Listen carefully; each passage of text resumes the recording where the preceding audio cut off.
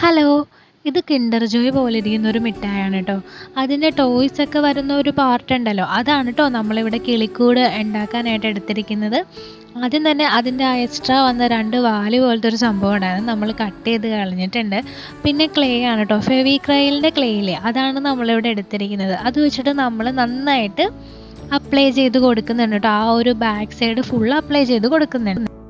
അടുത്തത് നമ്മളൊരു cardboard piece എടുക്കുന്നുണ്ട്. അതിൽ നമ്മളൊരു കിളിയുടെ ഷേപ്പ് പോലെ വരച്ചെടുത്തിട്ട് അതിൽ നമ്മുടെ ക്ലേ ഫിക്സ് ചെയ്ത് കൊടുക്കുകയാണ് ചെയ്തത്. ക്ലേ വെച്ച് തന്നെ നമ്മൾ അതിൻ്റെ ഒരു കുഞ്ഞു ചിറകും കൂടി സെറ്റാക്കി എടുത്തിട്ടുണ്ട്. പിന്നെ അതിൻ്റെ ഒരു കുഞ്ഞു ചുണ്ടും കൂടി കൊടുത്ത് നമ്മുടെ കിളീനെ റെഡിയാക്കിയിട്ടുണ്ട്. ഇനി നമ്മുടെ കിളിയുടെ മുട്ടയാണ് കേട്ടോ ഇതൊക്കെ. അത് നമുക്ക് വെക്കാനായിട്ടൊരു ചെറിയൊരു പാത്രവും കൂടി നമ്മൾ സെറ്റാക്കി എടുക്കുന്നുണ്ട്.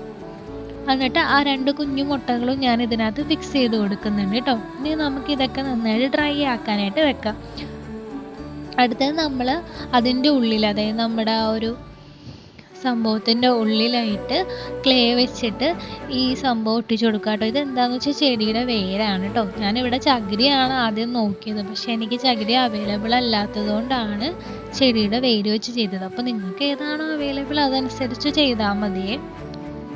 നന്നായിട്ട് ഡ്രൈ ആയതിന് ശേഷം നമ്മൾ കിളീനെയൊക്കെ ഒന്ന് പെയിൻറ് ചെയ്തെടുക്കുന്നുണ്ട്.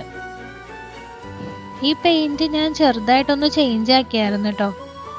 പിന്നെ നമ്മൾ ആ ഒരു മുട്ട ഉണ്ടല്ലോ, അതിനൊക്കെ നന്നായിട്ട് പെയിൻറ് ചെയ്ത് കൊടുക്കുന്നുണ്ട്.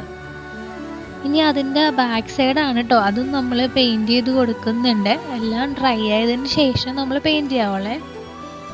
വീണ്ടും കുറച്ച് ക്ലേ എടുത്തിട്ട് നമ്മൾ കുറച്ച് അലങ്കോലപ്പണികളും കൂടി ചെയ്ത് കൊടുത്തിട്ടുണ്ട്.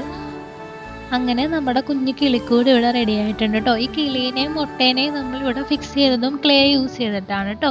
അപ്പോൾ ഇത്രേ ഉള്ളൂ നമ്മുടെ വീഡിയോ. നിങ്ങൾക്ക് ഇഷ്ടമായോ ഇല്ലയോ എന്നൊക്കെ കമൻറ്റ് ചെയ്യുക. അടുത്ത വീഡിയോയിൽ കാണാം.